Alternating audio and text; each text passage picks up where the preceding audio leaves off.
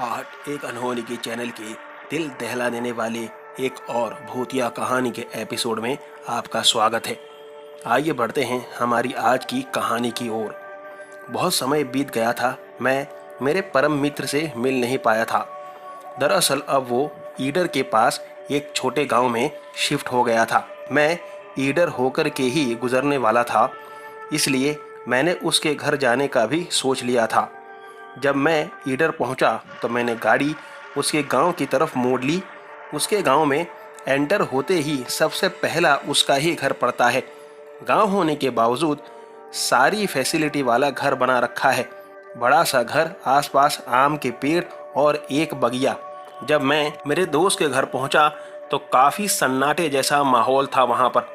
अमूमन तो काफ़ी शोर शराबा रहता है, काफ़ी चहलकदमी होती है। मैं जैसे ही घर में अंदर गया, तरन्नुम भाभी वहाँ बैठी थी, जो मुझे देखकर तुरंत उठी और खुशी से मुझे घर में बुलाया और बैठने को कहा। मैंने इमरान के बारे में पूछा तो तुरंत उनकी आंखों में आंसू आ गए। उन्होंने कहा कि आप थोड़ा इंतज़ार कीजिए भाईजान, मैं उन्हें बुलाती हूँ। कुछ देर बाद इमरान वहाँ आया। भाभी उसे लेकर के आ रही थी। इमरान मेरे सामने आकर के बैठा और मुझे देखते ही उसकी भी आंखों में आंसू थे। मैं समझ ही नहीं पा रहा था कि आखिर बात क्या है।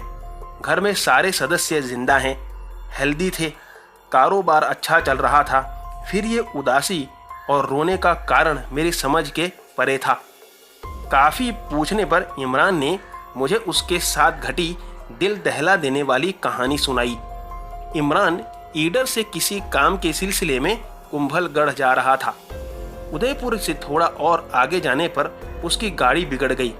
गनीमत यह थी कि शहर के नज़दीक होने की वजह से गाड़ी रिपेयर भी हो गई थी, लेकिन समय काफ़ी बर्बाद होने की वजह से इमरान को बीच रास्ते में ही होटल में रुकना पड़ा, जो हाईवे पर ही थी, जहां इमरान ने पहले भोजन लिया, बाद में उसी रेस्टोरेंट के ऊपर बने होटल में रुक गया। होटल बहुत बड़ा नहीं था। कमरे में अंदर जाने के बाद इमरान को ऐसा लगा जैसे कोई रूम में हथौड़ा ठोक रहा हो फ्लोर पर। उसने पूरे कमरे में देखा तो ऐसा कुछ नज़र तो नहीं आ रहा था। थका होने की वजह से वो तुरंत बिस्तर पर लेट गया। नींद ना आने की वजह से टीवी चालू करके वही देखने लगा। अचानक इमरान को ऐसा लगा जैसे कोई उसके बिस्तर के नीचे है। वो तुरंत उठा और बिस्तर के नीचे देखा तो वहाँ कुछ नहीं था। वो उठा और बिस्तर पर फिर से लेटा तो उसे लगा जैसे बिस्तर के पीछे कोई खड़ा है। वो तुरंत पीछे पलटा, तब भी वहाँ कोई नहीं था। इमरान को अब डर सा लगने लगा, क्योंकि बार बार वहम नहीं हो सकता। वो अब अलर्ट हो गया और बैठ गया। फिर उसने सोचा कि पैसा खर्च करके अपनी नींद क्यों हराम करूं। वो अपना कमरा बदलवाने के लिए रूम से बाहर जाने के लिए रूम का दरवाज़ा खोलने की कोशिश करने लगा, लेकिन दरवाज़ा जैसे जाम हो गया हो, वो खुल ही नहीं रहा था। अब इमरान की सांस फूलने लगी, उसे सांस लेने में दिक्कत होने लगी। उसने दौड़कर कमरे की खिड़की खोली, जिससे वो ताज़ी हवा ले सके। खिड़की से थोड़ी ताज़ी हवा आने पर इमरान थोड़ा स्वस्थ हुआ। अब वो अपने बिस्तर पर जाने के लिए मुड़ने ही वाला था कि उसने नीचे खेत में एक लड़की को देखा जो हथौड़ा पीट रही थी, और वो भी इमरान के सामने देखते हुए। वो इतनी ज़्यादा डरावनी थी कि उसे देखते ही इमरान की जैसे सांस ही अटक गई। इमरान ने खिड़की तुरंत बंद की और वो जैसे ही मुड़ा, वो लड़की हथौड़ा लेकर उसके सामने खड़ी थी। उस लड़की ने तुरंत हथौड़ा इमरान के सर पर दे मारा। सब कुछ जैसे खत्म हो गया। इमरान को होश आने पर वो हॉस्पिटल में था, जो 72 घंटे के बाद होश में आया था। होटल वालों ने पुलिस को बयान दिया था कि इमरान फ्लोर पर किसी चीज़ से स्लिप होकर गिर गया था, जिसकी वजह से कहीं टकराने की वजह से वो बेहोश हो गया था। इमरान ने भी डर के मारे यही बयान दिया था।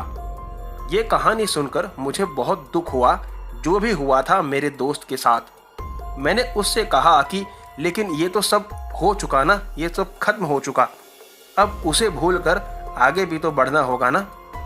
कैसे बढ़ूं? हाँ, कैसे बढ़ूं? वो मुझे आज भी दिखती है, मुझे मारती रहती है। मैं जब भी थोड़ा स्वस्थ होता हूँ वो आकर के मुझे कहीं ना कहीं हथौड़ा मारती है। इमरान के शरीर पर कई जगह हथौड़ा मारने के निशान और उसके जख्म देखकर मैं एकदम हिल गया। मुझे पता ही नहीं चल रहा था कि ऐसा भी कभी होता है क्या।